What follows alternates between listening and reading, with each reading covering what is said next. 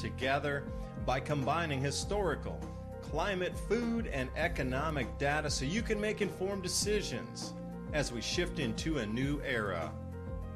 Here's what was, this is what's coming. Our world is never going back to 2019, so what will the new era look like? And most importantly, what is immediate that will affect the pocketbook and the outlook into next year so we can all get ready? Thank you for joining. I'm your host, David DuByne. Right along here with Ransom Godwin tonight. Exciting times. Even more interesting and signs of the times is it. Now river begins to turn blood red in sections. Portugal says the same thing's happening with their waters. What do you think it could be? Do you think? Iron dust from the remote planet?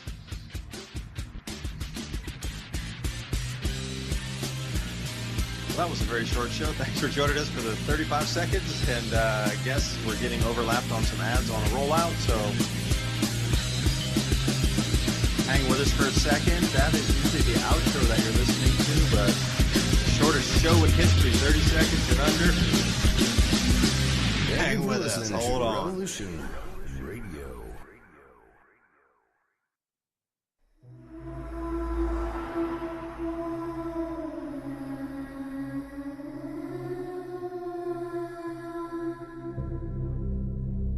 Are you interested in the paranormal? Yes. Murder mystery? Real natural law? Do you enjoy interviews with amazing guests?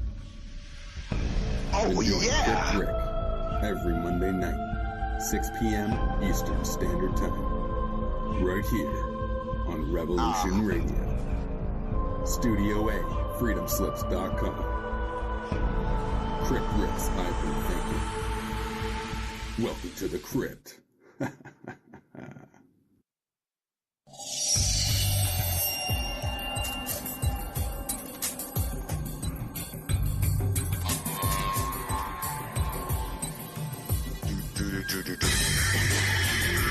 It is no secret that the so-called mainstream media is best described as controlled propaganda. Countless news stories are either totally ignored or spun with half-truths, and because of this, essential facts and vital information are often compromised.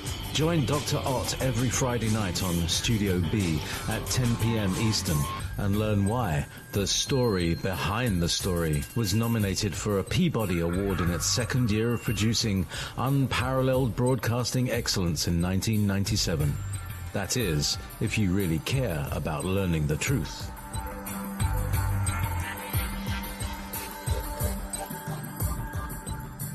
The Secret Kindergarten is here for the young children of the world. The best program on the radio for kids. Dealing with the most important topics in the whole universe. Fairy tales, music and movement, numbers, plants, animals, fun, colors, insects. Take care. Cast your ears out to catch a story from the world of other young things. Reach out, up, under, and over. Sing a song. Talk about feelings. Just remember the magic word. The magic word is no! Abracadabra? Step on into the Secret Kindergarten. Saturdays, 2 p.m. to 3 p.m. Eastern Time. Right here on Revolution Radio.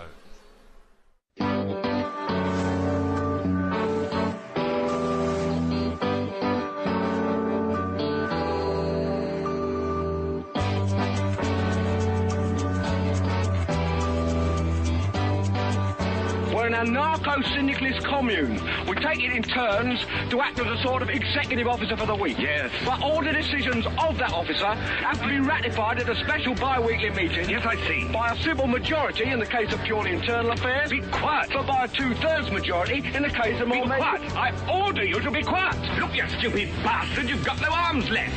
Yes, I have. Look! as a flesh wound. I don't believe I've seen such a display of courage, skill, nerve, grace, and stupidity. I'll do you for that. Oh, what? Come here. What are you going to do, bleed on me? I'm invincible. You're a loony. The Black Knight always triumphs. Roundtable Live, Monday through Friday, 1 a.m. till 4 a.m. Eastern Time. Bring your mind, bring your ideas, bring your voice. King Arthur had nothing on us here at Revolution Radio, freedomslips.com.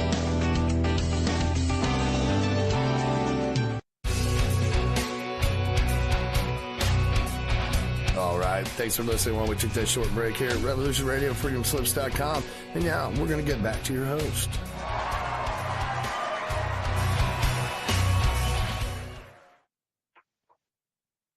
Yay. And yay. We're back after a double intro for something like this. I was distracted. I was talking about the red rivers. Yes, over in the Nile starts to turn blood red. So again, if you're looking for signs, okay, this thing's kicking off in the Middle East over there. Now southern Gaza is, all the leaflets have dropped and said you have to leave southern Gaza. And they're like, wait, we got forced down to southern Gaza, and now what's going to happen? We can't go anywhere. Egyptians are like, you're not coming over here. And then the Nile turns blood red in these same days, as well as happening at Portugal. So the question was in the beginning of the hour here, what is really going on? Like, why are waters starting to turn red, do you think, across the planet? I don't know. It does seem like we're heading into sleepwalking tyranny here. We're not allowed to use that word, sorry. Sleepwalking into a lot more things being controlled in your life, central managed economies. And I was talking about Project Sella from the Bank for International Settlements last Friday on Mike Adams' program, where they want to tokenize everything to create a stable coin. And then they'll program in that your land is not going to change in value ever at all in any fashion. So then they can have a stable coin issued off of that asset that never moves in value. So then they can guarantee that the stable coin of 1 equals 1. And that's something new that has just come out. And I thought, it can't get any more bizarre than that. It really can't. Oh, wait, scratch the record. Some ultra high processed foods are good for your health. The World Health Organization backed study finds. So they're saying that ultra processed foods are actually good for you. Sludge is good for you, Ransom. Just everywhere we're looking now, it's becoming clown world, and the clowns are even saying this is too much of a clown show.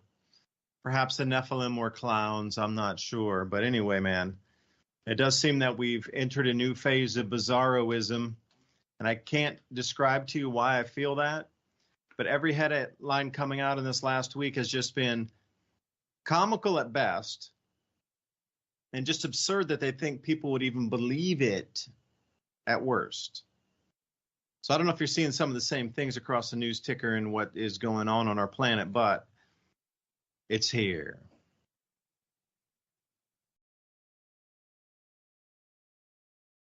Yeah, absolutely. I was just wondering, Pentagon money, if they, did they lose it? Is that what happened to it? Are they missing funds again? That's the rumor, right? They're missing funds, kind of like back in early 2001. Yeah, they're missing 3.8 trillion as of the news announcement for today. That's like double last time. So I'm wondering if we're going to get a double event, No, I've been wondering about that too, because, I'm not getting too conspiratorial or anything, but the last time the Pentagon had trillions of dollars unaccounted for, a series of bad events befell not only the U.S., but the Middle East, just kind of like dominoes in a row, which leads us to now. And I thought before we'd get to too serious a note, I guess this is too. I was looking at this article from Study Finds, which is we've talked about this before, but according to this new study, they think maybe the earthquakes in the 1800s along the New Madrid. Is that right? The New Madrid Fault, I think so. Right in the middle of the U.S. Yeah, they're thinking that might have been just a pre-shock, or an aftershock of something bigger that they didn't know about. So, that puts a new perspective on stuff. If it was a pre-shock, you would expect some really bad additional earthquakes spaced out in a big amount of time. So they don't really know like how often this goes on. But the last earthquakes were 6.5 to 8 point something, So you imagine with all that's going on in the world right now, if we had something like an 8.0 right in the dead center of the interior trading, industrialization, and shipping in the middle of the breadbasket in the U.S. Imagine how many U.S. cities would not only actually and factually be damaged, but all of the ones that would be claiming, that they need money also because of the earthquake, and just the unaware, unprepared, both government and public, if it came to something like that kind of an event. Now, I realize that it's, who knows. That's the problem, really, is they don't know how common the earthquake is right there, from my understanding of this article. They don't even know if it was an aftershock or a pre-shock in the 1800s. So, wow. This is, from scientists in China, they're wondering what's going on over here. And, that kind of brings us back to what's going on in the U.S. And I didn't want to get too serious, but jokingly, if you were watching President Xi and the Biden administration, and I'm going to say some weird stuff here. So on one side of the table, there were all Chinese people from China that have positions in the government, whatever, and then they had the president. I'm sure a lot of security there. On the other side of the table, we have Blinken, and I don't want to make the weird point, but let's say that they were not representing equality and diversity at that table. There was Biden, an Irish guy, and everybody else at the table were from the same group of people. It was just weird. So we pushed the idea in certain places that were about this, but when it came to dealing with China, some weird stuff was going on, because after Xi made a statement, which basically to me sounded like an old school gangster telling somebody, hey, we can be friends, or, I can, bust up your apartment here or bust up your store. That's what it sounded like to me. I mean, I know I'm getting a translated version of it, so it's not fair. But the way that the English translation came across, it was basically him saying, it would be a shame if our two great nations had a bunch of damage because we couldn't get along. I mean, that's what it sounded like to me. He was basically saying, let's be friends or you'll regret it, in a very polite way, very diplomatic way. And you could see the look on Blinken there today, or I think it was yesterday, when President Biden still called him a dictator.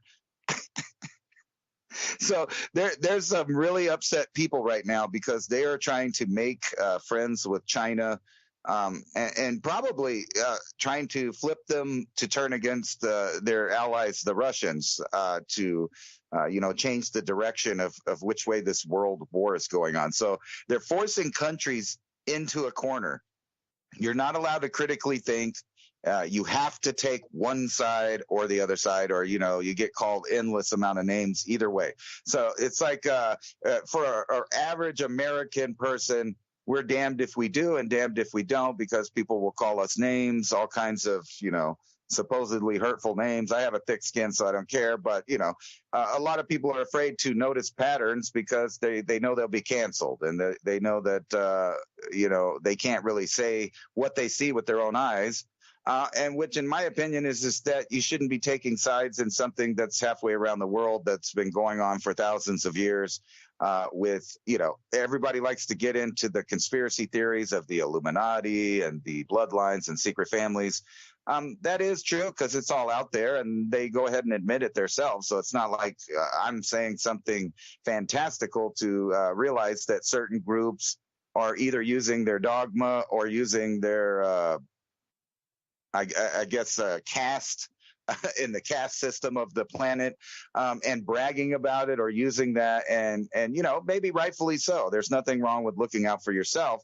But when you get big groups of people that have ideas that are incompatible, let's say, with the American lifestyle and the values that we have, it's like one of those mind your own business things until it spills over into your borders, in which artificially, it seems, that's exactly the plan, is to make this conflict or conflicts between different old factions of the ancient world, which are manifesting themselves today and stating their claims as a powerful, player in the world event. So, and I include China in that. I was reading this magnificent article. I forgot who wrote it, but it was talking about why China really, wasn't worried about anything for quite some time. And the last time Xi visited was when Obama was here. And before that, he came as a lower government official in a non-official capacity. So he's been visiting California for a really long time. I think he has about 7 trips now under his belt at various stages of his political career. So he has long-standing ties and meetings in California.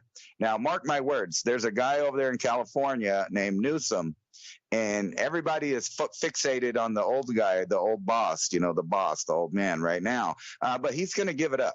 And what you're going to see is a deep state neocon battle against the Marxist elements of the same uniparty. So they're just playing with everyone's emotions. It's all the same end result when they're just picking who gets the contracts and whose families will make money over the turnover of America, because I see that's what's going on right there. When the president of China came to San Francisco, I was talking about it on my show Saturday. They were covering it up exactly like the Olympics was in China, where they boarded up all of these neighborhoods, kicked all the poor people out, and made sure that it was nice and pretty for the world to see when they came there to watch the Olympics. I saw California do the same thing, which when they do that, they prove to the people that they could have cleaned it up the whole time. They could have straightened it up. They could have did something with the homeless, moved them to better places with resources. They could have made sure the sidewalks weren't covered in poo and hypodermic needles and homeless encampments and addicted people dying on the street. They could have did that, but they chose not to until China came. And now they're saying, oh, well, it's no big deal. We were planning on cleaning it for the past 3 years. We just hadn't got around to it, but they got around to it. And it was exactly the treatment that China gave the world with the Olympics. And I thought it was extremely funny. And I knew exactly that that's what that was. And then you see the welcoming party in California. And, there were some tiny American flags there. Like a few people had some really small ones. Other than that, the entire streets on the path were covered. And if you were watching a video of it, you'd think that they were in China with how many Chinese flags were out there. And, when you go to a country and you plant your flag, that's basically a capturing thing. That's a capturing imagery that they showed there. And the amount of welcome that they gave him, instead of showing him a bunch of either American flags and faking it because we were embarrassed about what was going on in the streets of America, or even better yet, we should have let President Xi see all of the victims of the fentanyl problem laying around in the streets, considering that is a Chinese product that is making it around the world and going and getting filtered through different intel agencies, cartels, organized crime, making its way into the bodies of your deceased teenagers. So maybe they should have left it, but they didn't. And I think that was a big indication, not only that, but all the photography, because either two things are going to happen. Because Biden, he kind of has a problem with his mouth where he says whatever he wants sometimes, just like Trump did. We are going to go to war. See, because China's always been pretty secure since the Obama administration removed the fleet that we would not do anything if they invaded Taiwan. But recently, Biden's been having gaffes about us protecting Taiwan, which puts that into question for China now. So it's kind of weird to see where this is either going to go. Either we're going to capitulate with China and make some kind of deal with them, which would kind of be in the best interest of the Pacific nations as far as their own security, or we're going to go to an all-out world war, which is very possible. And you see that every analyst out there has pretty much accepted the fact that Russia has beaten Ukraine and that the Ukraine-Russia conflict is over. So in order to spark that up again, we need that shatter belt event like we've mentioned before. That's very possible in that whole area around the Black Sea, Turkey, all the way to Israel. All we need is one international incident that involves two or more countries, and there we go. We're at the place that the elite want us to be for the Great Reset, and it's going to be a kinetic reset, in my opinion. Well, you break it up, you got to rebuild it. That requires financing and loans with interest. Who's going to be the beneficiary with all the government contracts to then subsidize every single industry that will be needed to be built from scratch again, from the cement to the steel plants to everything else? Need those windows? Yeah. Blew out every window. We need more window manufacturers, which means more employees, but we need financing for all the factory building and the expansion plans. So how much BlackRock? What are you, 3%, 5%? It's all the same circle the jerk that we keep getting stuck in century after century of the same moneyed power, the same money players cause the divisions artificially, to cause the wars, to destroy. But at the same time, they're there to pick up the pieces, to rebuild what was destroyed because they funded the war on both sides. So the more destruction, the more rebuilding must occur. And then after that, of course, whatever preferential loans, it doesn't matter. There's still usury and interest being paid. So as we look at another war cycle beginning, it doesn't matter where it is on the planet. It doesn't matter what religion. It doesn't even matter what country you're from. These moneyed players are extra national. It's all about destruction and rebirth. Destruction, rebirth, and more control, because these loans will come with stipulations of giving up sovereignty for nations or some other, like I say, capitulation move or contractual agreements that they own part of, they have a holding interest in, or there's always something built into. It's not just about the one-time payment and the interest. It's a continual milking of that nation's wealth. But the citizens are always the ones that need to pay for it. Higher taxes, labor, forced labor, the draft, whatever it is. And you just see that time and time again. Now, China, I'll bring you over here to Zero Hedge. China home prices plunged the most in 8 years. So China, in its own right, is having an enormous amount of problems. So the economy is one thing, but the society is another thing to contend with. They're trying to contend with both. You got this ever-rising population. You got 40 million more men than women of marrying age because of the one-child policy. You have things inflating so fast that the idea of buying a home is pretty much out of reach for anybody that's coming out of university right now. And then the boys that are graduating, obviously you're not going to have a Chinese partner, Chinese wife to go with them because there just aren't the girls. So then, you put all these problems together and inflation's running rampant over there. The amount of protests, I think it was somewhere around 450,000 protests this year. Generally a big year of protests is about 70,000 or so that they tried to push back on.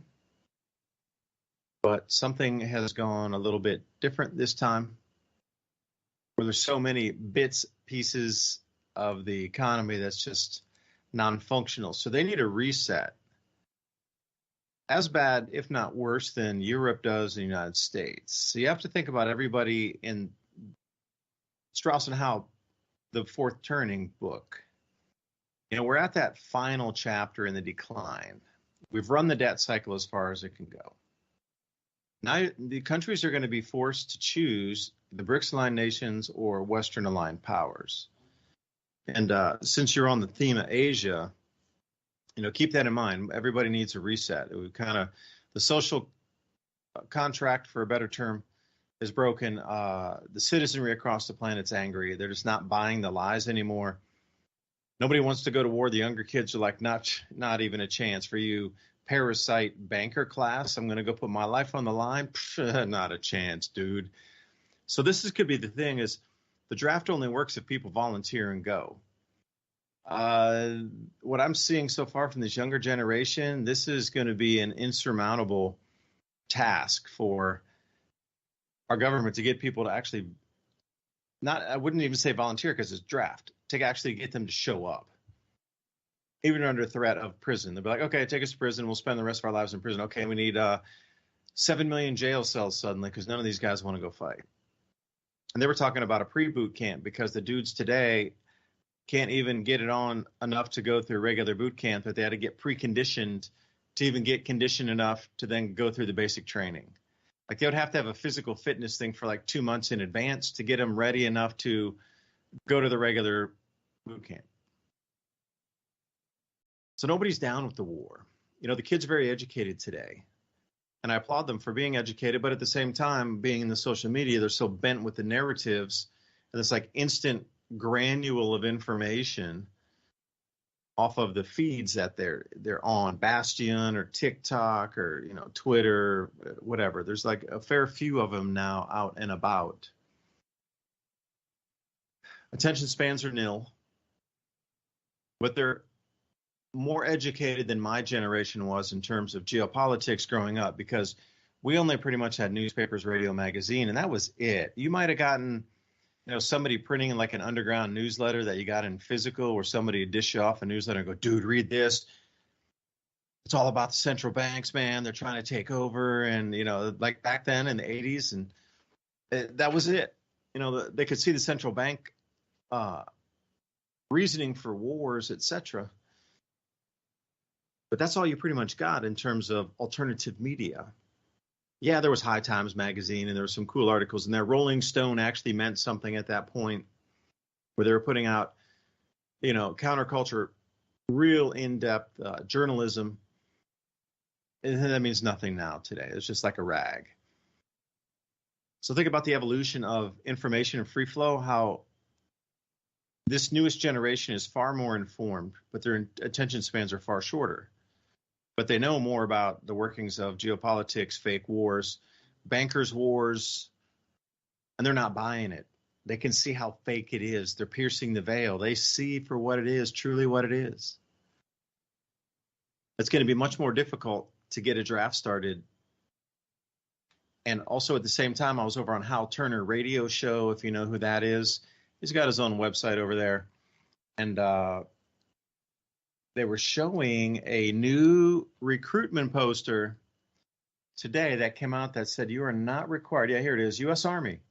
COVID vaccine not required for enlistment, and up to $50,000 enlistment bonus. Guaranteed pay. Starting salary for like an E1, I guess, is $2,260 a month now. Obviously, tax is taken out of that. But for the U.S. Army, that right after it says U.S. Army, the number one thing in the title description: COVID vaccine not required. At $2,260 a month, even with entitlements today, you could probably make that much or even more by staying home. A lot of people are not into it. And another thing is there's a division between what do you consider like normal nation, Western aligned nations, and the BRICS. So Japan's caught in the middle here. And they got taught a very nasty lesson. So if you've been following the Japanese yen debacle, it's currently trading around 151 or 152 yen for a US dollar. Historically, it sits around 80. So their currency has lost so much value in the last especially year.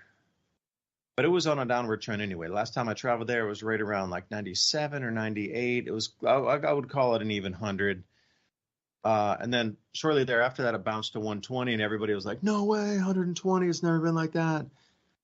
And then now it's at 150 and continuing to increase. Well, what they did was they sold $180 billion of treasury bonds, our U.S. treasury bonds, back to American government, said, we want our money.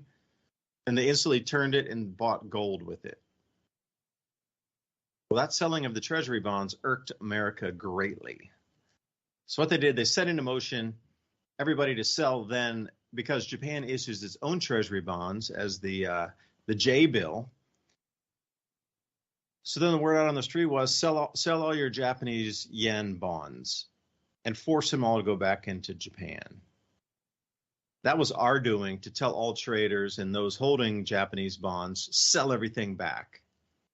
So they did, and it caused a tsunami of, well, money printing to occur, because Japan had to kind of control that contagion. So much of its treasury bonds came back that it was overwhelmed. And it had to print enormous amounts. They had to increase their money supply 20% in a single year to handle that, the redemption on the bonds when you sell them back to the holder of the country. It's called redemption. So they had to print an entire 20% of new money, of all money that's ever been created in Japan, in 1 year, to cover that tidal wave of bonds coming back. Now, the news will say, oh, they printed so much money and that's why the yen is down. Well, yeah, it's down. They don't go to the backstory that they sold $180 billion worth of bonds to buy gold. And that was the kicker. Japan is absolutely going with the BRICS nations. They're not buying that much gold and sacrificing their currency currently to stay with the Western aligned nations. They see it.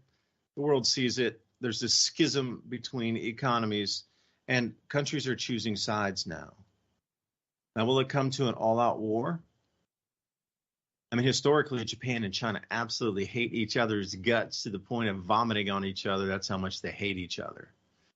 You know, because Japanese was quite, more than brutal, ruthless, and just like incredibly evil in what they did in China. I would encourage you to read about it. I can't even talk about it on air, how brutal and how evil and how just disgustingly violent it was over there. For no reason other than just this darkness overtook the individuals and the commanders, and it was like the most, I don't know, they were all possessed by something at that point, because the acts of atrocity they occur, it's just, man, I can't even talk about it on air, but we'd get shut down in a second. You have to do your own historical research on that. But because of that, how brutal they were. The Chinese are no fans of Japanese at all in any way, shape, or form. And it's been how many years since, the 1930s? We're talking nearly 100 years. But keep in mind, they're still pissed that the Opium Wars went on. So they still hold great hostility toward England as well, because forcing opium down their throats, and then forcing open the trade routes and forcing open bad trade deals for the English side and to take Hong Kong, they still hold that dear to their hearts. We're talking 200 years ago. They as for China, that's like yesterday. That 4,000-year history. So 200 years, that's still near and dear to the heart. That was like a yesterday's event. But for Japanese to actually start siding over with the Chinese Gold Exchange now and Shanghai Gold Exchange and move over to own physical gold, there's definitely a rift there across Asia with the Asian partners in the U.S. The only body that is steadfast over there still, in my opinion, is the Philippines. They have to, and Taiwan. Korea maybe, but everybody else is going BRICS already. There's just a few standouts, and they're kind of wishy-washy on the fence anyway. And, one thing I would say, Ransom, is about, they cleaned up the streets really well. And I saw that San Francisco clean out. And what's funny for me, living out here in farming country, is some of those metal planter boxes they have, those were cattle troughs. And I doubt they even drilled holes in the bottom for water drainage. They probably just planted them and left them. But that is what you use to feed the cattle with. You put water in there or feed. Generally, the feed's a little bit better because they have feeding stations for the cows. They don't slop everything everywhere. You want to save the feed. But for watering cows. That's what they put on our American streets to welcome the Chinese delegation. So any of those, aluminum metallic ones that you saw out there, those really long oval-shaped ones, those are cattle drinking troughs. And I would laugh at that, and I was like, you got to be kidding me. You put out cattle troughs in front of the like, well, you guys are insane. But where did all the people go? So that's one thing. They cleaned up the city. They did. But where did all the people go? So this is another thing that nobody's answering the question that seems to be getting a lot of traction today, is you made all these hundreds of thousands of people disappear. But where did they go? They're having reporters kind of, asking questions and getting leads and having those chase down these leads of where are these people? They just disappeared. Their belongings are gone. Tents are gone. Tent cities are gone. All their belongings. It's not like they, it's as if they vacuumed them all up in a single evening and they've just disappeared off the planet. It's really weird how within a week or so, that entire city went from, like you say, poo on the streets, needles laying everywhere, tent cities by the tens of thousands in multiple locations, people sleeping in camper van, caravan parks along the roads as far as the eye could see was nothing but broken down vans and, travel trailers and motorhomes and this sort of stuff. And people were squatting in that and made it their homes as far as I could see, and they're all gone too. Like the towing operation to get all of those vehicles off the road would have been something in itself. So to have all this go on and everybody involved just kind of disappeared is also another really weird one with that. So Ransom, I don't know if you've heard anything about the persons not being able to be located that were in all these tent cities, but where do you think they might have gone? If I was an alien, I sure wouldn't want to consume them. Diseased, drug-filled, and just nasty meat. If you look at it in the same way as we would look at cattle, that would be a diseased cattle that had been inoculated 50 times over with different antibiotics and steroids to try to knock down their disease. And in addition, at the end, before you euthanized it, you pumped it with a heart-stopping amount to knock a cow down full of fentanyl. Like, would you want to consume that? Hell no. Nor would an alien. So I don't know where it takes us on this conversation, but that's my thoughts.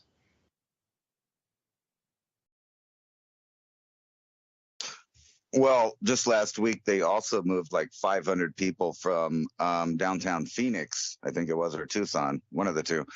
Anyway, they just came and got all their stuff and moved them to one of those little tiny home apartment complexes, like the temporary ones. And, we don't know what's going to happen with those, but just keep in mind that there are plenty of places to put people. We have built infrastructure for this exact thing over the past couple decades. Now, allegedly, they're not being used Ransom, is that barbed wire facing in or is that barbed wire facing out? It's always in. They don't build those kind of facilities but I'm just saying these places have been built. Whether they're going to use them for nefarious purposes, reasons, who knows? But it is a good question. Where did all the people go? Well, they moved them somewhere else. They helped them move. Obviously, like you said, there had to have been a giant towing operation. But just the idea that they would go through that much effort for a foreign dignitary when, they don't care about their own voters. And then you question, well, do they really care if I vote for them or not? And then it doesn't seem like they do. So, that leads into other questions. But I was going to say that, for Japan and the South Korean portion of the peninsula, if we did indeed go to war, and a worldwide war, like repeat World War II, where we have some kind of European and Middle Eastern conflicts raging at the same time as a Pacific theater conflict, which is very possible. And we know the, intentions kind of the Chinese government. They've leaked it. They've shown us. They've been pushing for more and more space in the oceans as considered part of their territory. They consider Taiwan the renegade state of China. It is not a foreign nation in their view. It's part of their country. It's actually where the dissidents ran. And then you have Japan. Now, Japan has traditionally, at least since World War II, been an ally to the Allied forces because they had to surrender. Now, I have a theory about that a lot of people don't like, but the more I've studied World War II, I feel like from the banker's point of view, there were some things being put into motion on purpose, and they really didn't care, who the players were, as long as certain objectives were achieved. The problem with Japan is they weren't part of the groups in World War II, and I really believe that that's why they were bombed, because they were not part of the controlled opposition portion of the theater of war. And now, since then, they have vowed to beat us economically. Now, when you put into consideration that China has all of the rare earth elements, now, if we were to go down the non-war path, the merger of corporation and state, so to speak, in the other direction, which is obviously a favored direction by a lot of the world elite, which is a communist capitalist society that's a worldwide thing that uses tracking and tracing programs like the Dragonfly, facial recognition, social credit scores. All of that is in the interest of all parties. So we know that is going to happen no matter who comes out on the top of this reorganization program that's going on right now. Now, my fear is that because China has a large amount of land and sway in the Pacific, they can shut down world trade at any time. So it doesn't matter if they're really winning the war. They can just bring the world to a standstill if they wanted to. As far as Japan goes, like I said, they have vowed to beat the U.S. in retaliation for World War II economically. Now, if they were to go in to the BRICS nations, that pretty much tells you which direction they are going to align with politically, despite longstanding historical differences. And the fact remains that as far as strategic location, they have more in common with China than they do the United States. Matter of fact, if China was no longer their enemy, they wouldn't even have much issues. And remember, they have a large amount of nuclear material. They are no longer in the treaty with the United States that was established after World War II. The United States removed somewhat of the protection that Taiwan and Japan both benefited from the 50s when we had a fleet parked, right there, stationed there and staying there. Now, we have 45,000 troops in Korea right now. So if a war was to break out, it would probably most likely and definitely break out there first and then escalate with China and Japan having to get involved. Japan would be starved to death if China surrounded them. So it would be in their best interest, at least, for strategic location, for them to be friends with China and not the United States if some kind of world war broke out in a Pacific theater. That's in my opinion. Now, I think they may be going the other direction, the no war path, if China plays the game with the other groups of elites. China just launched the world's fastest internet with 1.2 terabit per second links years ahead of the forecast. They say the network can send the equivalent of 150 films per second, 3 times faster than the nearest rival in the U.S. and 2 years earlier than the industry forecasted. That means that they are now ahead of everyone in the world when it comes to computing. And I'm sure that you know that quantum computing is now the old term. They are being different groups are coming up with new technologies to forecast models and AI with more accuracy than quantum computing. So we're already going to the singularity as far as technology. That is happening in the background, along with this evolution of world geopolitical interwoven reset. I mean, that's really the best word for it. But think about this. With all the intellectual property theft that goes on between us, you could see that with a few hacking tools, hackers, China, with this fast of internet and things going on, that they are a bigger player than they let on, which I know is true for the United States and Russia too. You always downplay your hand. But we're about to see a revolution happen real fast, and it's either going to go in the war direction with China, or they are going to be our new partner and our new vote on the way of life over here in the U.S. Now, what does that mean for us? Well, it means either for some of us an adjusting. Now, remember, this could never happen if over half the population wasn't already, mad at the other side of the population. So we're about to see the battle of ideas here in the U.S., but it's very convenient that every player in the world by now probably has agents operating assets, different things here in the U.S. because our borders are wide open. Our politicians and heads of different organizations have basically let down the drawbridge and put up the surrender flag. So, actions are one way. Unless something dramatic happens with the leadership of the Western world in the next year, I see us having more of a insurrection killing war than a war amongst nations. In other words, the nations will be cooperative in getting rid of terrorist ideas, whatever they may be. And when you know that a major party already has the view that religion is poison, we kind of know which direction that's going. And we also know that the elite have the same idea. They're not religious in the way that the three religions of the rest of the population of the world are, but they don't mind using that to make it come to a head. So I really think that they're going to try to push on the world a 12th century type religious war in a three-way battle for the Middle East that has absolutely nothing to do with what they're actually doing in the background, which is formulating a one world technocratic system, a communist Chinese style system. It doesn't matter who heads it up or who ends up on the top of, running the new organization. But at that point, there will be no freedoms for the regular individual man. So, the last show that we had was titled, good luck, or we're lucky we can just say no. Now's that time to say no. You can clearly see that politicians of both persuasions of the fake left-right paradigm are selling us out. It reminds me of Enron. It's what it does, where a bunch of executives are trying to testify against each other, and it's a sinking ship, and you see all of the rodents getting nervous. Yeah, they certainly are. Now, I'll stop you right there and say we don't even need to think about only rare earth minerals to stop the show here. I found the Oregon Group's new USGS 2023 S&P Global was a forecast for copper production. So put this in perspective for a second.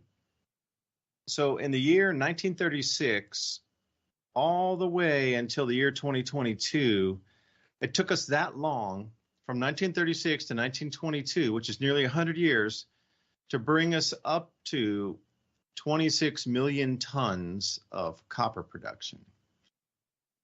But the forecast demand for copper production will be 53 million tons in 2050. So we're supposed to double the world's copper production of everything in the last 100 years. We're supposed to double that in the next, 20? And everything's been stretched so thin, and all the large, finds have been found. The deposits, they're all milked, all the big ones. Been going around the world for 100 years looking, they pretty much found every single deposit. Now, they need to put more resources in to get less resource out. Energy return on energy invested is less and less and less every single, ton they bring out of the ore. So just looking at something super simple like copper, regardless of the rare earths, there's still going to be a massive, unbelievably cataclysmic shortfall. You can't double the world's copper production in just a couple of decades when it took us more than 100 years to get it to that point where we are now with the highest technology. And again, scouring the planet, we know where every reserve is now, the incredible amount of satellite technology in the spatial awareness field that's just, leaps and bounds. And the reason I was bringing that up is, geospatial technology is, I see some of the things on the ESRI, if you go take a look around and what they have there, and ArcGIS, because I delve into that to look for sometimes more ancient things that are beneath the soil, especially using LIDAR, and there's different layerings within that. But I was also trying to dovetail it into altitude, crops grown, UVB increases, and just trying to do a whole bunch of things with agriculture in addition to history. So ArcGIS and also Esri. So you have to mesh those two together, and you get all these different layers like you would in Photoshop. Just barley layer is like layer A that you would put in Photoshop. It's layering within layers. So, precipitation, rainfall, can you get it in real time and see if there's a decline or an increase? There's a huge amount of data that's scrunched onto a global platform inside that. But that geospatial awareness increases in just mesmerizing, mind-boggling amounts of information coming in. The only limitation on that real-time analysis is the bandwidth and the amount of information coming in. So if you're telling me China's up well above a terabyte per second, what you look at in terms of real-time awareness of what's happening on the planet to then forecast out super cycles in terms of commodities would be something that we've really never seen or had access to before, ever. You would know within days down into seconds of crop failure, where then you could bet on that market that you saw this next moisture pattern setting up. And some of these model runs with that kind of bandwidth and with that kind of computational power, especially using AI, like some of these model runs are just ridiculous now on how far they're going out with accuracy that is, supernatural, basically. I see some of these model runs before. I mean, you were to stretch at best on 30 days, and they would always be revamping it like every day, that 30 mile. By the time you got out to what they did 30 days earlier, it wasn't even the same. But I'm telling you right now, from my own personal experience, is the 30-day model runs they're putting out on forecast now is pretty damn close to what they get 30 days out. So now they're trying to do 90-day forecast out. So this is where it gets into a whole different ballgame of if you're getting very solid 15 to 30-day forecasts and you can overlay that with like up to the second drought over every river station on the planet and specifically crops that are grown in those areas, overlaid with the UVB radiation increases striking different parts of the planet and knowing the sensitivity of those crops, all overlaid that in real time, coming in at terabytes per second. Man, you talk about super cycle judging and running on top of that. You could absolutely clean house on commodities if you had that type of information at your fingertips. Now, I'm just at the very beginning delving into it, trying to put layers of just vegetation, what types of crops are growing at what altitudes in terms of the U.S. drought monitors and different kind of drought monitors from different countries, especially South America. The newest one coming out right now is the Amazon. Yeah, it's at a 100-year low in water. Big deal. How many times has it been a 100-year low in water over the last 10,000 years? Probably far more than we know or think. So this great adjustment, I'm not even going to call it a great reset. It's going to be a great adjustment. It brings us into, with that type of terabyte movement of information, what is all that information going to be used for or controlled for? Is it going to be for robot armies? Is it going to be for smart dust to transmit real-time movement of everything that you consume and everything you touch?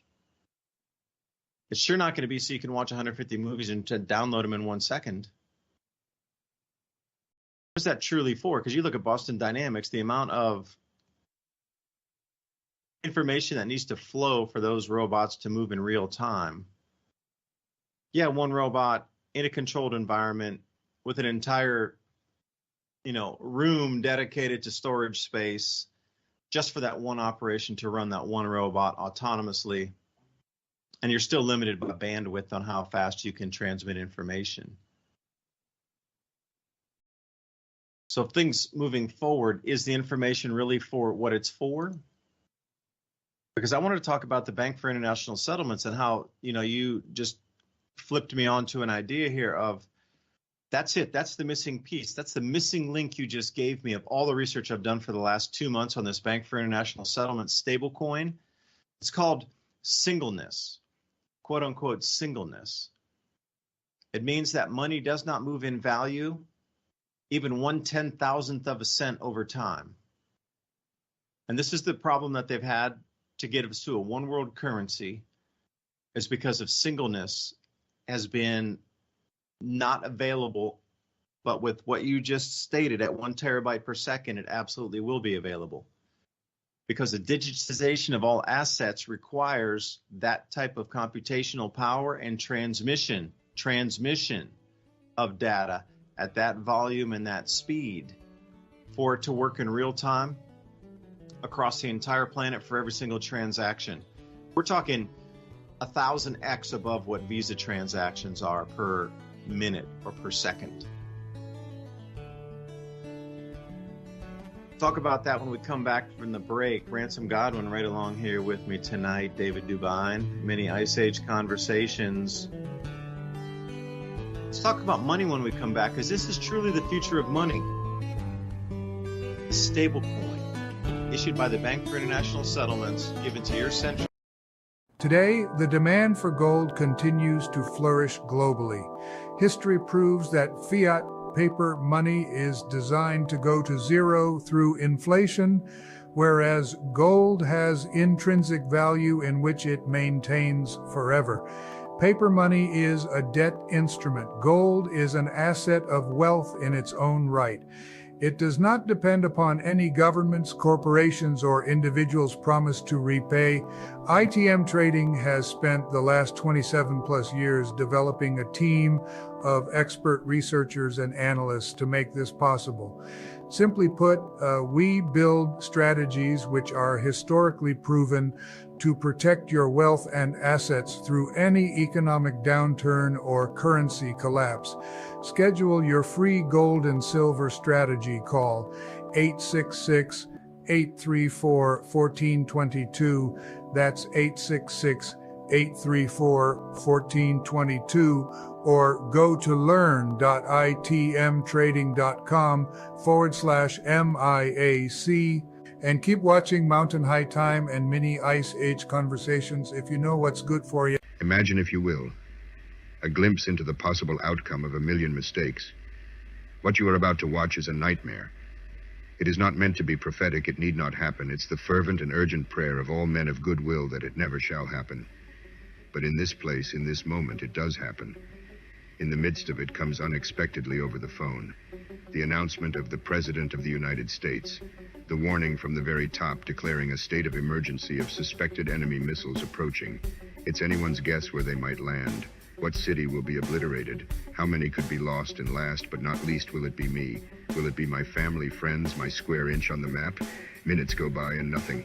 Right as you exhale a breath of relief, an instant wave of horror treks down your spine and a sinking feeling in the pits of your stomach. Just then the power goes out. The only light you see is the glow of your phone.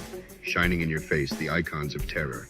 Low battery, and even more frightening, the symbol for connection to information and loved ones gone.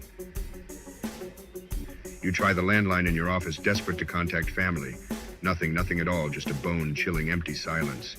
Panic-stricken, you blindly forage for your car keys. Success. Something in this nightmare of a day has gone right. Now it's a desperate mad dash for your car. Your mind now in a near intellectual paralysis. Logic a struggle as you cope with a Gatling gun barrage of horrific ideas of what your family might be going through in this very moment. Miraculously, your car starts and you begin your seemingly apocalyptic drive to locate your kin. As you pass the first stop sign, the sight of civic decay is already bearing its nasty head as you speed past fights in the streets, looting, and a complete halt of any semblance of an evolved civilization. To your right, a large fire. As angry, fear-filled citizens with their arms full of grocery items run from what used to be your local food market, ran by a mom and pops couple, now collapses into a bonfire of dreams. Because of the commotion, your attention span has been stolen. Now before your automobile is a violent crowd. They have now surrounded your car, banging on the metal, bashing at the glass, screaming incoherently. What just a second ago was the road to salvation, now a deadly trap of circumstance and fear blocking your escape. This can't be happening, repeatedly echoing in your head as you start to mumble the phrase in a shrieking, inaudible, childlike tone to yourself. The trepidation now filling your lungs like a poison fog, suffocating and smothering in its certainty. Just then, as your heart and soul seem to be having synergistic perturbations, an alarm blares, overwhelming your senses. Immediately you recall the warning of missiles. You close your eyes and expect the end. But the alarm morphs into a sweet, familiar beckoning of your alarm clock. You open your eyes and switch off the welcoming timepiece. A warm filling of relief as you realize your family is safe in their beds, and no pending doom is written in the stars today. For a split second, you ponder the poor people of your vision, and it reinforces your confidence that you have already prepared for the any scenario. You have peace of mind your children will eat and thrive, because you invested in their future to give some stability if any break in the normality of life happens. You invested in heaven's harvest. The you in this story was a fictional you. But do you get the feeling something unthinkable is going to happen soon? I sure do. The problem is we probably won't see it coming. One morning you'll wake up and the world will be a much different place. Don't panic, prepare. Smart folks are investing in emergency food now. A wise man once said, "It's better to have it and not need it than need it and not have it." Heaven's Harvest is the nation's leader in emergency food storage. It's the only investment you get 100% of your money for, even better than gold. Survival experts recommend the 3-month emergency food kit. Go to heavensharvest.com, use the code ADAPT at checkout, and save a mind-blowing 15%. Before we get into a tangent here.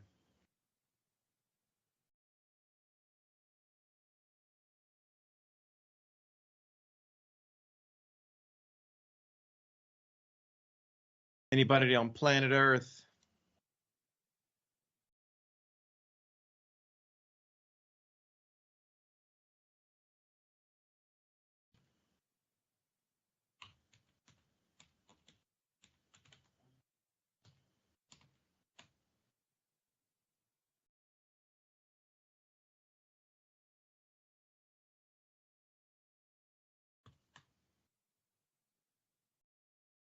Okay, it shows we're connected. Well, let's get started with the second hour here. I do appreciate Revolution Radio for allowing us to have our thoughts. And it is ever more evident that free speech is being constricted. Everywhere you look, you're not allowed to say this, you're not allowed to say that. You can't have your own opinion. You have to agree with the narrative. If you deviate even 1/5 of 1/8 of a percent outside what you're supposed to believe, what the media tells you to believe, what you have to believe, and all the signs and all the talking heads on TV, what they say, if you don't agree with it, well, you have to be removed because your thought's not allowed any longer. So, if you believe in free speech and something like this, Revolution Radio, thanks for letting us talk, and consider a donation right here to keep this platform on air as we move through the changes, because you know as well as I do, more and more venues have gone down. Now, Odyssey was just put up for Chapter 11 bankruptcy and was auctioned off. I saw that up in New York. There was a listing for Odyssey, which was another alternative free speech platform on the blockchain with their own individual tokens, which you actually had to pledge into the videos to be able to get some eyeballs on them, the library token. LBRY. But that whole ecosystem, as free as it was still, it's non-functional. It was put up and whoever buys it, owns it. They can do whatever they want with it. And how many times have we seen different venues come and go that were free, that were mirror sites, that were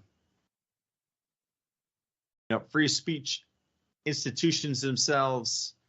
Many a time since I've been doing this Adapt 2030 channel, it started back in 2014. Can't believe it's been that long already. But how many venues have come and gone, or how many venues have apexed and just declined into nothingness? Many, many, many, many. So when we look to the future, what does it entail is the question. Ransom, can I get a radio check from you here? Yes, sir. Yes, sir. All right, cool. All right, let me hit it up here. I'm going to go for the Bank for International Settlements. I'm going to wrap it up in 10 minutes or under, and let you give a go around and see what you think here. So I'm going to give a couple project names from the Bank for International Settlements, and you can do your own research on this. Everything that I'm talking about here is from 2023 in this last, say, 6 months. And, For those of you out there that think for the Bank of International Settlements is one of this giant dark organization that hides everything and we never know what's going on until it pops out of the woodwork and you're suddenly enslaved one day, that is absolutely not true. They put everything out on their website, what their plans are with other banks and how they're going to own everything you own and you'll own nothing. It's all public. You just kind of have to dig through it and read the reports that lead you to another set of like keyword searches that lead you to another set of keyword searches. And eventually, if you do enough, it's like the Ouroboros where you'll come back in and eat your tail on the beginning of the first report and it'll all connect nicely and you'll get a bigger picture. But the amount of information they put out is astounding. So you get lost in the static out there. So this one's off Bank for International Settlements. Bulletin number 73. Stablecoins versus tokenized deposits, implications for the singleness of money. Now, if anybody out there was to read this, they'd go, well, I don't even know what that means. I'm not going to read that thing. Now, tokenized deposit is when they take something like, let's use land, and 1 acre here in Tennessee is going for about $10,000 an acre now. They'll take that 1 acre and they'll assign a value to it. They'll have somebody that is an assessor, and the assessor will come in and go, yes, $10,000 an acre is the right price for that. And a Bank for International Settlements, otherwise known as BIS, will say, okay, we're going to issue a token for $10,000 against that 1 acre of land there. And then what they do is they take that token then, and then they use that as a backing for a new type of money, a stable coin. Like we're used to Tether or USD Circle, $1 equals 1, but not true in financial contagion. Like when FTX collapsed, Circle went down to 92 cents. You know, there was a lot of things, and then at other points, you know, the value would increase to like $1.02 on some bank runs, and when Silicon Valley Bank collapsed, the Circle went up to $1.02 as people fled into safety and putting everything in stable coins. Now, here's the key thing for you. This is the most important thing. Implications for singleness of money. Singleness of money. It means that the value never, ever, ever, ever, never moves. Down to like 1/100th of, or 1/100,000th of a cent, it doesn't even move that much. They program it. It's a programmable token with a contract, where when they program it in, it will say there is 0 inflation and 0 deflation. Meaning that that $10,000 that's in that token for that 1 acre of land is worth $10,000 and it never, ever, never, never, never changes. See, that's the key thing they need. Because in the current world, the stable coins of Tether and, you know, Circle, etc., they're based on fiat currencies like the US dollar, but those move up and down every day, every minute. They're traded. Japan yen, Japanese yen, up and up, down and down. And then some of the other stable coins are issued and backed against cryptocurrency, but cryptocurrency goes up and down. Nothing is static in value. So the current ecosystem that we have on the planet cannot work for this new economy that we're moving into with digitized everything. The old system must be broken down to evaporate for the new system to come out. And this is the whole crux of it. They're going to tokenize or attempt to every single asset on the planet that everybody owns. Your labor, that includes you as a human being. Anything that you own of value, like this microphone in front of me, they're going to tokenize that and say, well, it's worth $100, okay. But enough of those $100 adds up to billions of dollars. Land, cars, artwork. We talked about copper before. Any kind of mineral deposits that are proven reserve deposits in a nation, they'll tokenize that. There's a value that can be assessed to it. Fisheries. That's why once they get a fishery, for example, I was reading into this, Atlantic Council takes this one on here. Once a value is established, like let's say in a cod fishery in the Atlantic Ocean, once the value is established, you can't take any more out of that. Now it can add to and increase the value, and then they'll reassess it sometime down the road. But you can never go fishing in there again, because if you catch even one fish out of there, the value of that changed. So natural things are going to be completely off limits for human use once they digitize it and assess a value to it. That's why you see all these UN maps where there's like human habitation zones, no usage zones, and you've seen that red and yellow map before. That's all about this. Once they digitize a forest and there's a certain amount of money that's assessed to that land, the lumber has value and the carbon credits coming out of that have value. Once that's assessed, a single tree cut by a human breaks the value of that acre. Now, a natural forest fire, or a lightning strike, or a windstorm or something, that's different. But if a human goes in with a chainsaw and cuts it down, then that token no longer represents the value of that. And see that herein lies the problem. Humans can't touch it once it's tokenized in the natural order of things. Fish, forests, farms, it all has its value. So that means humans need to be corralled into, and it's just so convenient that the 15-minute cities are already in play. See, I knew all these little bits of and bobs of information, as Sandy Adams calls them.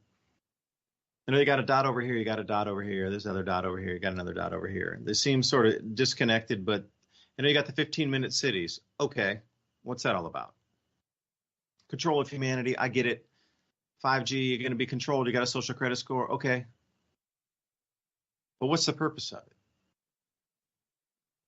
What's the purpose of getting people off the land? Okay, they're going to get people off the land eventually, and then, okay, and that's kind of disconnected, but connected sort of. But once you start to wrap it into this wider picture here of how the digitization of all properties and every single thing that's ever been manufactured on the planet, everything, even the drone that you might have at your house, that's worth $500. Okay, digitize it, now it's an asset. They'll program in some deflation on that, because there'll be obviously amortization over 5 years on that if you're going to into the accounting thing. You're not going to be able to use anything in nature if they're allowed to get away with their plans. That's what I'm saying. We can always say no. So if you're going to do any more research on this, I'll give you the project. So everything I've talked about, everything under one umbrella is called Project SELA, S-E-L-A. Everything else dovetails like the spokes of a wheel off of Project SELA. Think of that as the hub of everything. And there's a project called UniDroit, which is the unified ledger, which will have everything on the planet that's digitized in this ledger. And it simply zeroes out every hour or however they program it in. But everything of value on the entire planet will be on this one single protocol and this one ledger. But again, you know, Ransom hadn't he told me this 1 terabyte per second, it's not workable. But with that many assets on the planet moving hands in transactions, 1 terabyte per second or whatever moving through, that's more than enough. And if it's higher than that, even faster. You also have Project Arum. So Project Arum, A-U. Do you know that on the periodic table? Arum is the Sumerian word for gold. And it's interesting how on the table of the elements, AU and AG, you know, we get into this gold silver type of thing here. And you trace it down through an enormous amount of other languages and cultures that come through. That base word also means something of value. So if you look at the Assyrian words or the Hittite words for the same, it means something very valuable, or a chalice, or something of great value. Treasure is another word, but the base word of the Sumerians is gold. Then you have Project Rosalind.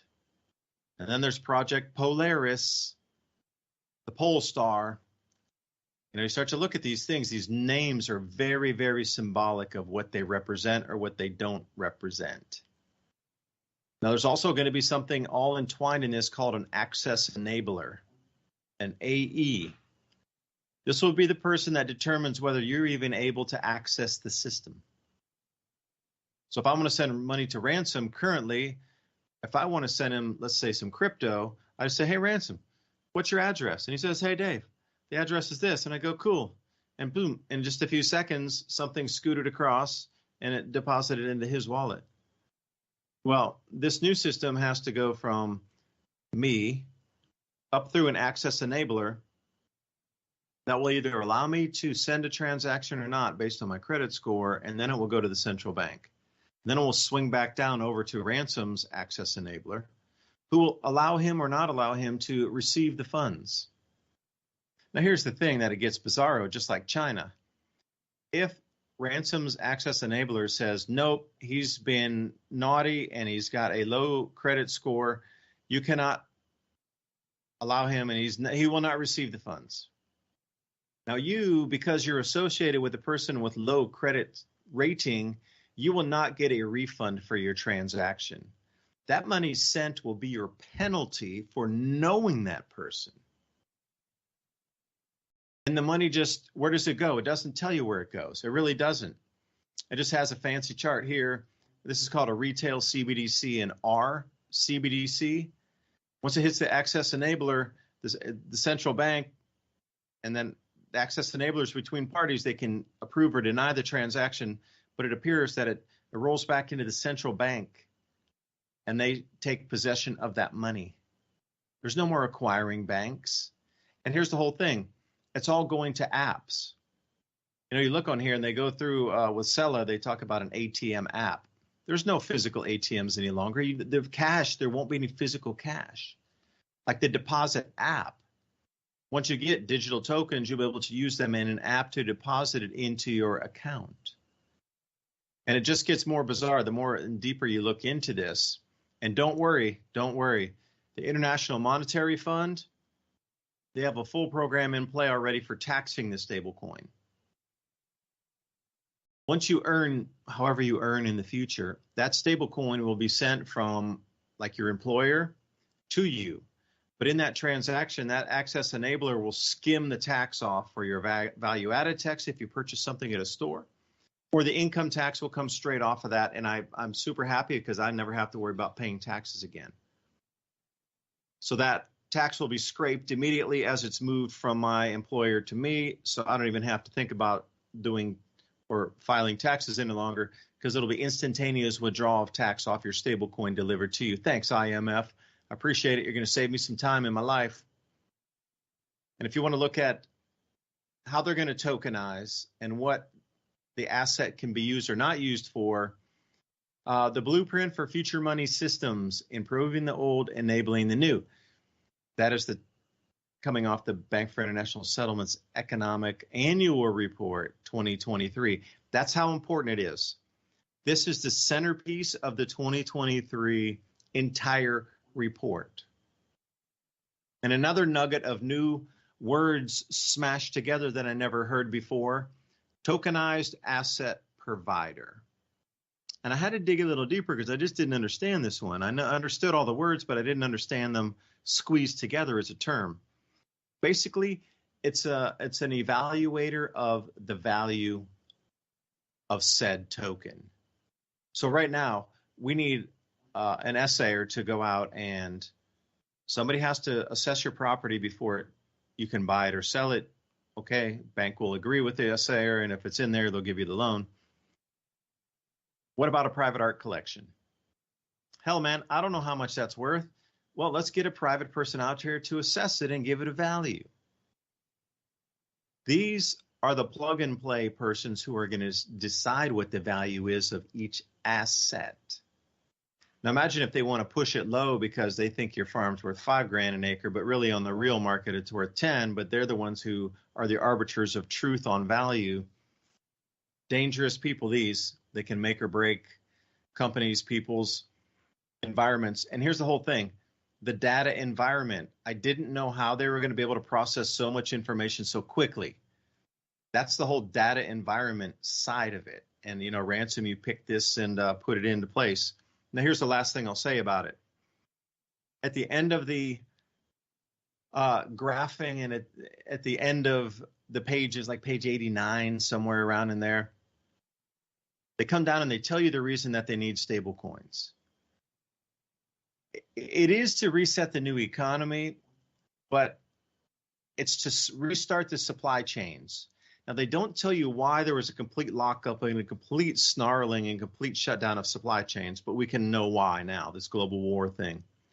What they allude to is they need something of stable value that will restart the world's supply chains, that the suppliers will trust the buyers, and the intermediaries for shipping will also guarantee that they're getting payment to send goods to nation A, B, C.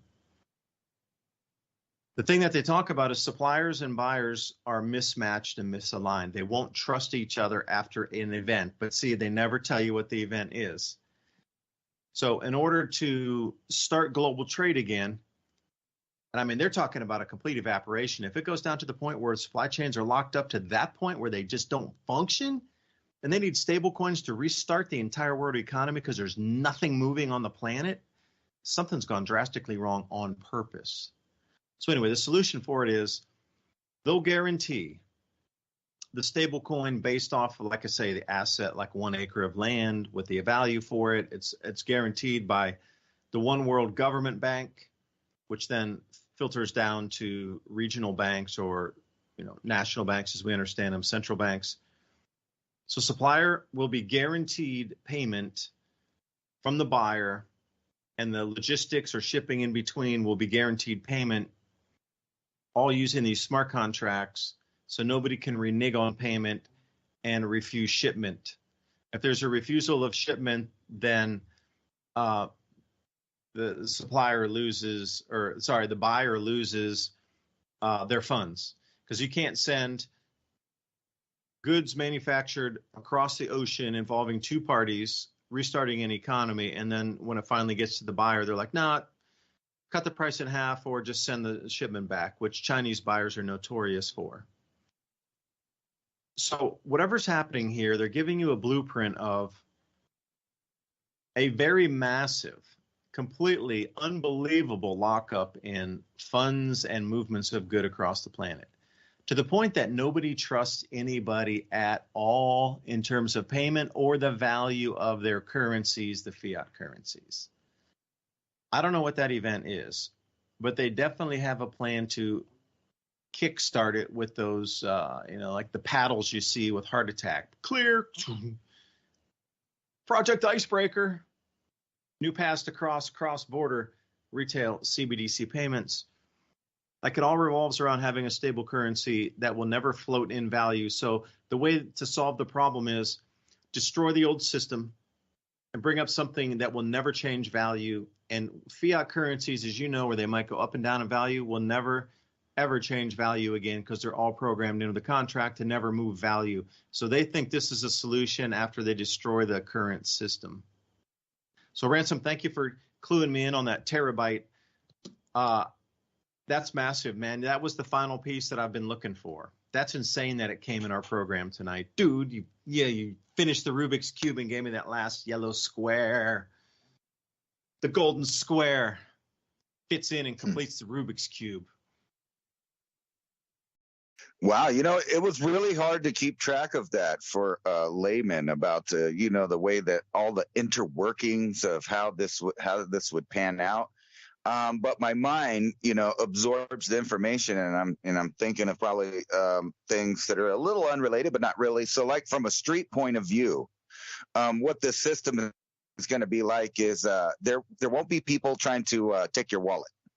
They're not going to try to take your wallet and rob you. So you can take that fear and get rid of that. What they're going to try to do now, because everything is controlled centrally from the top, if this gets going in the way that they want it to, they can instantly make or break any mom and pop's business person by equating their product as not worth anything based on, social credit scoring algorithms that use polls maybe artificial or not, to decide what the internet's opinion is of said product, instantly making it worthless.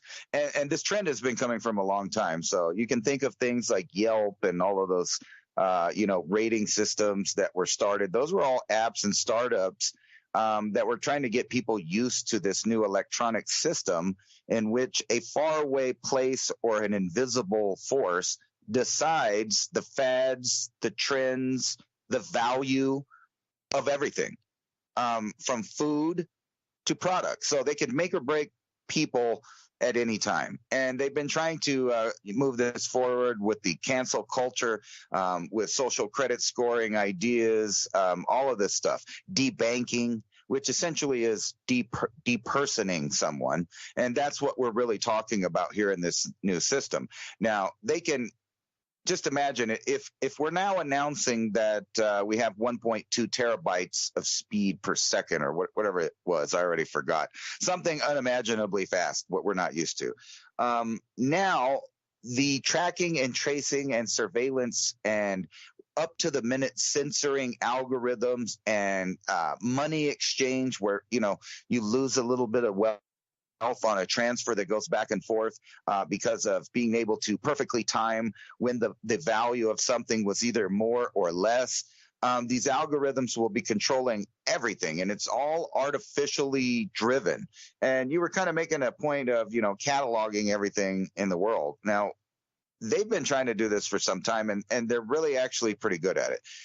If you think about it now, say the IRS was allowed to use one of these algorithms that keeps track of the smart devices in your home. They would, link up to that. And now think about this. If we actually got a hold of this internet technology and it became more mainstream where speeds are that fast, the government can instantly place or take away or destroy any idea or, make you a criminal instantly. They could find out how much tax you owe them instantly by just scanning a little file that says, oh, well, he owns this according to the DMV. He owns this. He's got this property. He's got that.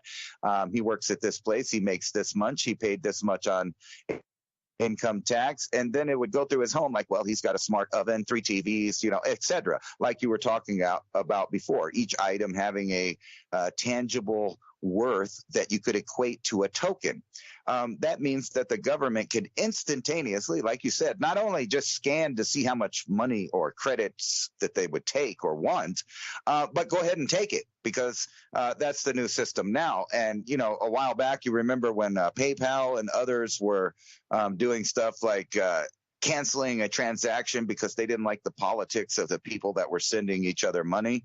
But they backed off of that and they realized that that's a bad business practice. But once you try something like that, it means that's an intent and an agenda of the companies to do that. So the debanking idea is not gone, and they're going to incorporate it in this track and trace system. Now, imagine also with the speed of this internet, and I don't know about where you live, but where I live about, I'm going to say 20 years ago, they installed fiber optics all over the place in an imaginary grid of where people are going to be based on the county's property listings. So they know where all the streets are going to be in the future. They know, where the buildings are going to be. So they've already laid this. And I remember for at least a decade, all over the country, they were laying fiber optics. Now, I believe that if you link this type of fiber optic system with this speeded internet technology that they're talking about, you would have instantaneous everything. So what you were talking about is really a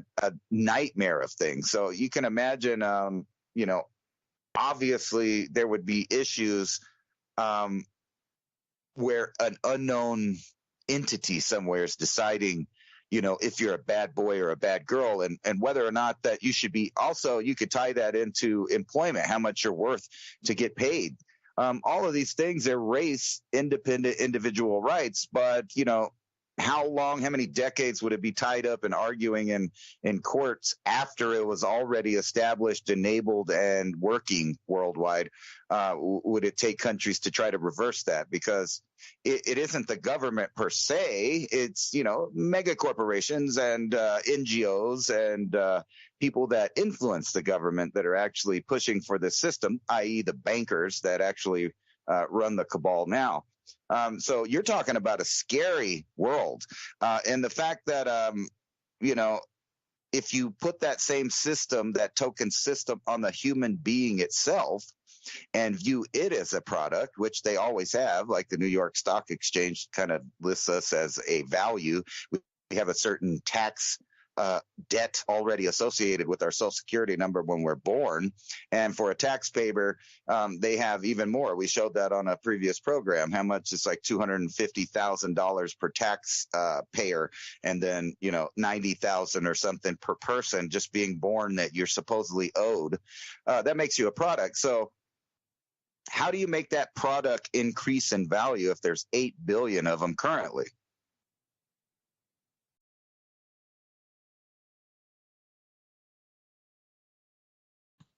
I don't know. Tax their labor. I was trying to get to the U.S. debt clock when you were talking there to see what kind of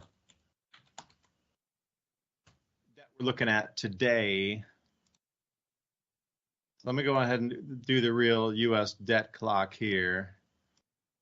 How do you take something? Well, you'd have to reduce it. You have to reduce it. So how would you reduce the population without getting too outrageous in terms of, well, you need to make it seem legitimate first.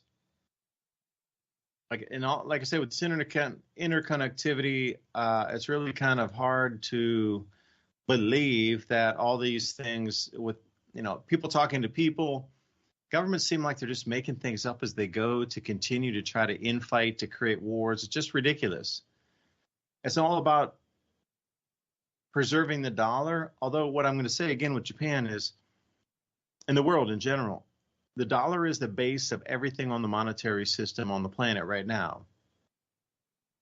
So will countries sell giant amounts of things to try to bankrupt and do this Project Sandman and this Ice 9 type of thing? No, not unless they want to bring down the entire system in a single one day. But who would benefit from that, and how much loss would there be? At that point, if they did on purpose, then there would be a great loss of life. Can you imagine supply chains locking up for that long and no food coming into the supermarkets? So I'm over here on the U.S. debt clock, and we're at $33,731 billion. But I do remember being at 34. So how did it swing back down from 34 to 33? Well, it's increasing. Yes, it is increasing. So today, if we're looking at the paper to silver ratio, there's 206 contracts out for every 1 physical ounce of silver. And if we're looking at gold to paper ratios, we're looking at 130 ounces of gold contracts out there for every 1 ounce of real physical gold. So if you take that into account of the contracts out versus the debt, it makes the price of silver $1,120 per ounce, which is far less than the $30 right now with premium included. I don't know, Ransom, how do you make something more valuable? You need to make it less of it, right? I think I'm just using basic statistics. Something that's more scarce, more valuable.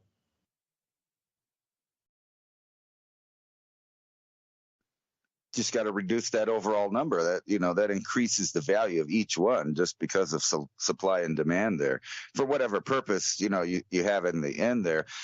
You sent me a bunch of these. I don't know if you sent them last hour. I just for some reason got them a bunch of these slides, and I thought maybe you could explain it. Because basically what this is they already have a backbone for the system that they want to change over to. So they're not going to ask anybody for permission to move over to this. You're just going to have to deal with it as it becomes a reality. And this is tokenizing everything, the stable coin versus tokens deposit. Implications for singleness. So you were talking about that before. Is this basically you have on this? Yeah, that's the BIS bulletin. So I mean, all these are about between 40 and 80 to 90 pages long. So if you have to dive into it, I spend a lot of hours reading through this stuff because for me it's super interesting to see how it's going to move. Because in here is, if you understand the amount of information in there, there's a move for retirement that allows you to retire, but do something very positive for society. If you can see how they're going to digitize or take over systems, but gold could still fit in as a medium of exchange to then buy somebody's farm that's under duress, that will be kicked off their farms and keep them on there to help your community continue to grow food and buy multiple farms, then that's something I'm willing to spend the time to learn how to do, to try to not only help others understand how to thrive during this environment and purposeful, planned changes, but how can we combat the system to stop this from happening? And at the same time, if you understand the system and where it's moving to, like, what can you possibly do positive with the money if you were to make it? It's not about buying jets. It's not about buying a Ferrari. It's about trying to do something better with that money for your community around you. And that's the whole thing, is that, money can be used for good or for evil, but if you got none of it, you can't not help anybody. That's the whole thing. So going through these reports, I like to read through them. That's one of my things. I like to read through climate data also, because they're so related. Everything I've ever learned about if I can sum up one thing that dovetails, every time we come into a grand solar minimum, we come into skyrocketing food prices and less food availability, which then turns the economy upside down on its head. And then people move to different pastures, for a better term, because they're looking for just more opportunity economically. So every single 400-year cycle, population migration, economic upheaval, and food prices and food unavailability and starvation come in. So I would like these same three things happen every single cycle. So I'm just at the basic layman's term trying to understand how this economy is going to get turned upside down this time. Why is the food getting so expensive suddenly? You're telling me that we just can't grow enough? I mean, for our whole entire lives, we had enough food here all the time. That food never really got very expensive. And then suddenly, just now, it gets really expensive right on the same onset dates that everybody's been talking about for the onset of this grand solar minimum, magnetic field disruptions, the Goldilocks zone, the agricultural optimum outside its flow now for some decades, or if not a more century longer, before it comes into stability range again. Like, we are outside the flow, man. I'm telling you, we are so outside the flow. And if you want to put that one Project Chlorella slide back up there again, I'd be happy to explain that one, because that is truly, if anybody can look at this one single slide to understand Project Chlorella and everything else that dovetails off of that, and each one of those programs has its own individual function in terms of the whole. And once you get into each individual project from Project Chlorella, then there's also sub-projects within each one of those. So Project Room, that's the one about digitizing mainly the assets on the planet in terms of fisheries, forests, and land. But inside each one of those, there's a different project that's only about digitizing fisheries. Okay, that's got its own project name. It's about fish. That's all it is. Aquaculture, digitizing aquaculture, raceway farms for algae production, fish farms, anything that's been built out of concrete for fishing, and also offshore fisheries, and also algae production offshore for all the agar and different type of thing like that. That's all one single project in itself that's wrapped inside. So this thing goes like 40 levels deep on each one of these projects, on every single thing they're going to digitize. It's been laid out in front of you. So you already know fisheries. That's going to be, they're not going to let you fish anymore. You're not going to be able to even spearfish. That's the thing. Like, they're going to take away spearfishing from the average person who lives along the coast because it dents into the whole. And then one's just strictly about the trees and the carbon credits associated with it. And the other one's just about the forest itself. And it just goes layer after layer after layer after layer.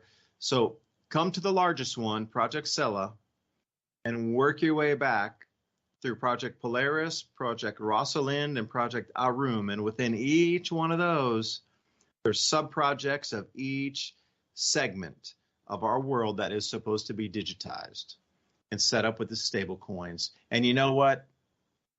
Look at the top right up there, the digital shekel. And see, you start to look at this digital euro, digital shekel, digital pound, digital Hong Kong dollar. I don't see US dollars in there anywhere. That's the whole thing about the switch.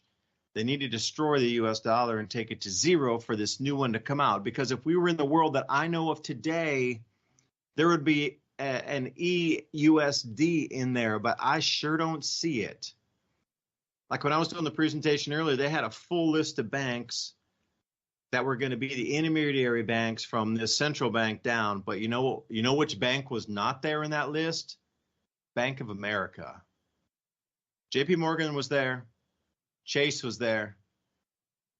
Hong Kong banks were there. HSBC, Barclays, all these other banks that you know were there.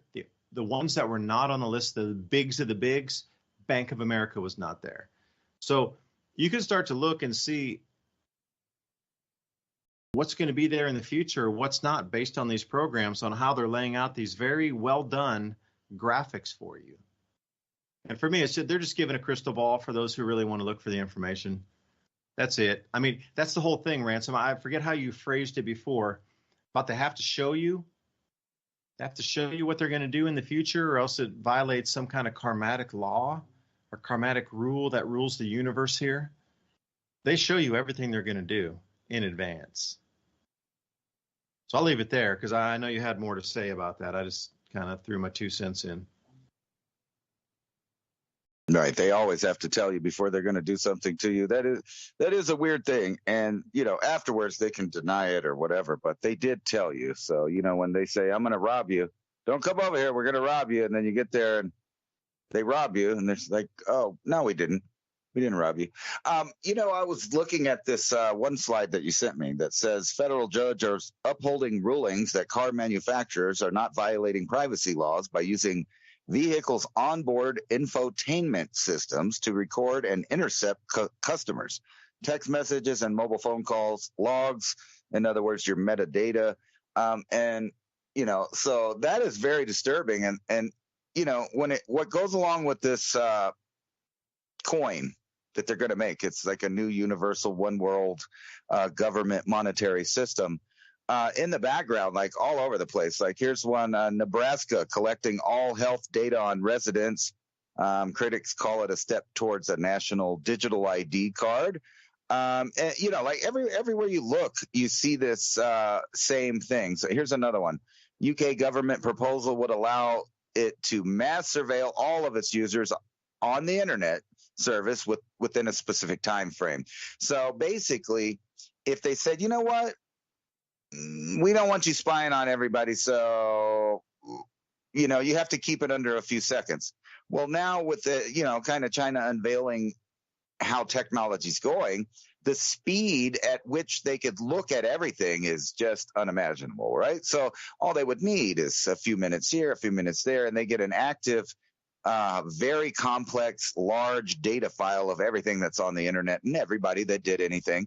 And like I've been saying for some time, the belief system that you live in any kind of private world is going to be over because, we're flipping to this weird technocratic fascism in the way that the corporations are the ones that are now violating, human rights or constitutional rights, depending on where you live. The corporation can do it because they are a third party. And just like when I agreed, evidently, to be spied on, when I got this television, I got this curved, I forget how big it is, TV. It was on sale. It was like the last one. I thought it was a big deal at the time. I got it. I'm looking through the owner manual, and it says, be careful what you say because they share the data with third-party entities. And I'm like, what data? And then you read what the data is. Well, the giant curved television is also a two-way camera, not only with microwaves, where it takes a microwave picture of you constantly, looking at your face, what you're looking at. If you walk away, it's really weird. So if you're watching shows, I try to put cartoons on for my kid. I put the cartoons on. I walk away. The television has detected that I'm no longer looking at it and pauses the program to verify if I'm still there. So we are giving the ultra elite and the technocratic system godlike powers to control our lives with these systems. Now, think about this. And I know this may be unrelated, but I think it is related. Sometime back, there was an individual called Anwar al-Awlaki. Some people called him the CIA lackey. He was a person that was known to dine at the Pentagon and hang out with intel individuals. He was linked to every single terrorist attack that followed 9/11 in one way or another, or at least according to our government. He was no longer in the U.S. However, he is an American citizen. And during the Obama administration, they used a drone warfare weapon to drop a missile right on his head, eliminating him, executing him with no jury, no trial, no due process, no inalienable rights of any kind, because they labeled him an enemy combatant. Now, you fast forward to like what we're talking about now, and we live in a society where every device in your home is verifying that you are there. So, you know, when the government decides that you are now to be called insurgents, depending on your belief systems, or enemy combatants, I mean, there's so many phrases that they could come up with, and now they're giving power to judge, to convict, basically, because you can get depersoned, debanked. These are all actions that would, you know, somebody that was arrested or a political prisoner would have to deal with.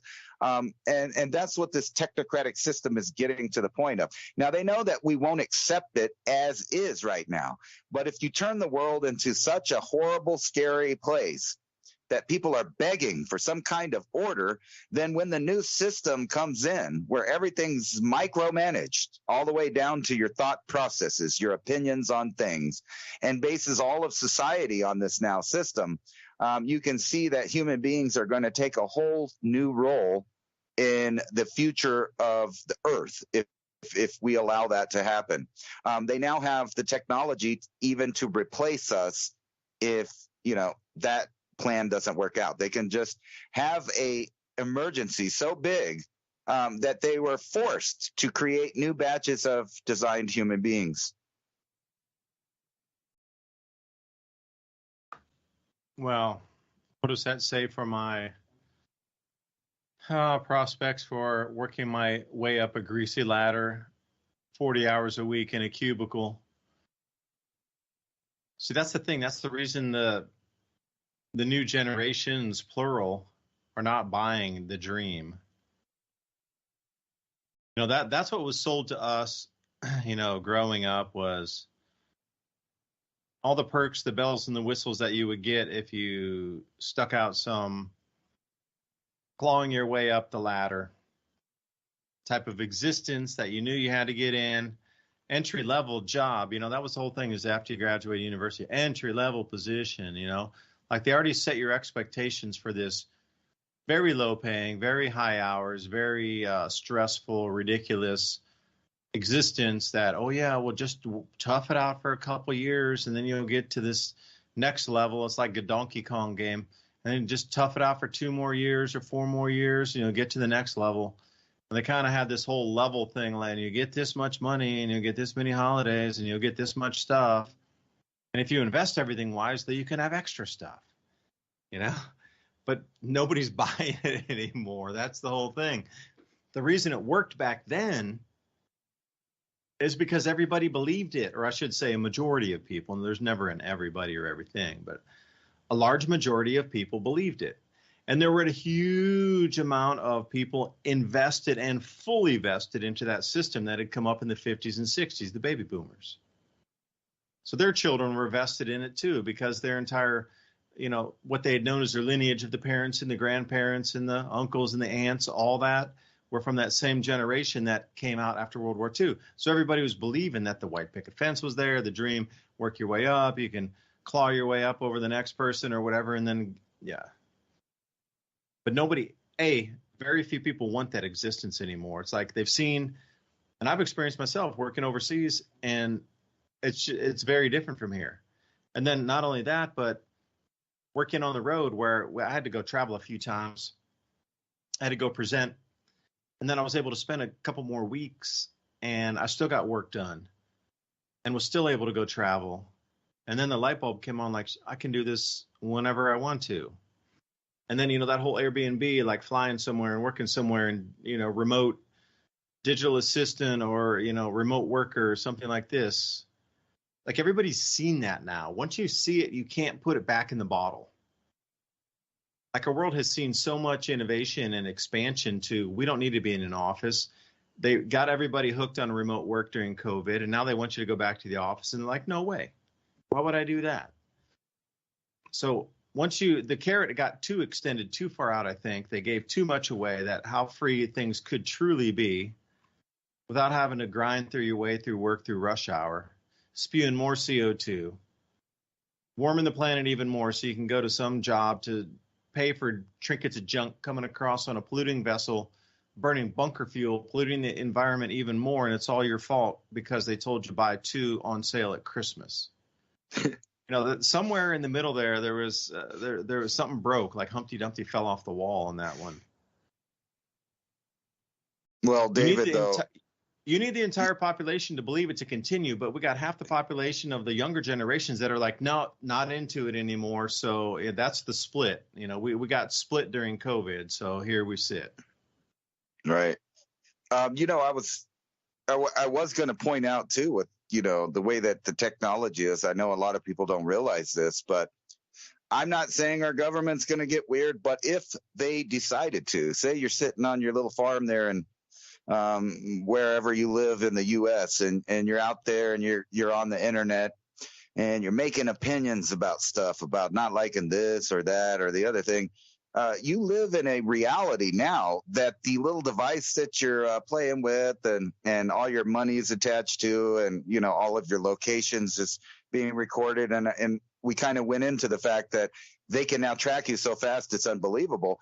But your phone there has a retinal scan, a fingerprint scan, and it's constantly taking infrared pictures of you. If you want to see something really weird, go out to a security camera, or if you got one of the old digital VHSs with or even the modern digital ones, and it has an infrared setting, turn that infrared setting and look at your phone while you're holding it. That thing is constantly keeping track of you. So now you can be quadruply or whatever, even more times than that, verified that you're at a location while you're doing, the boo-boo of having an opinion about something.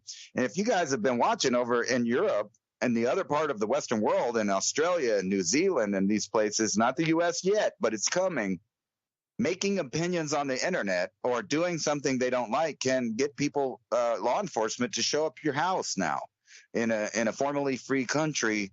That's becoming a reality. So it is a two-edged sword there. But it seems to be only being sharpened for one purpose on one end of that sword. Yeah, I've seen that. And as we sign out tonight, coming off the news ticker right here, President Sisi of Egypt has just issued orders to the Egyptian army to make preparations to enter Gaza from the south and implement a no-fly zone over it unless Israel implements a solution in Gaza. Now, the backstory reason for this is because the IDF dropped a huge amount of leaflets in southern Gaza and told everybody to evacuate their homes. But the thing was, that's what they did in the north, so everybody has come to the southern part of Gaza. So southern Gaza is completely full. It doubled the population in a matter of a week or so. There's nowhere for them to go. And Egypt has closed the Rafah border crossing, and they call it a forced displacement of a civilian population. So they're kind of stuck between a rock and a hard place here. So I'm just trying to make sense of this. Because in order for Egypt to enforce a no-fly zone, they actually have to act on it. So how do you act on it when you have Israeli aircraft blasting through the airspace there? That means the Egyptian Air Force is going to shoot down Israeli aircraft to try to enforce their no-fly zone that they're going to implement over this. It doesn't give a timestamp on when this needs to be finalized, because it just says unless Israel implements a solution to Gaza. So, I mean, that's crazy to see this news come across the wire. That's borderline insanity taking us in, because what's going to happen if Egypt does send their aircraft up and start shooting down Israeli planes? Because they have the same planes as the Israelis do. You got to understand, everybody's flying with the same tech. And see, that's the thing. The leveled field is everybody's got the same tech in terms of warfare technology and aircraft. Everybody's flying the same jets up there. So the advantage is what? The pilots themselves? Or does it come from a ship offshore? Blasting laser through the sky. And whose side is that laser on? Ransom Godwin, Dave DuByne signing off right here. MIAC Conversations. We'll see you next week. Bye for now. Peace and love to our world.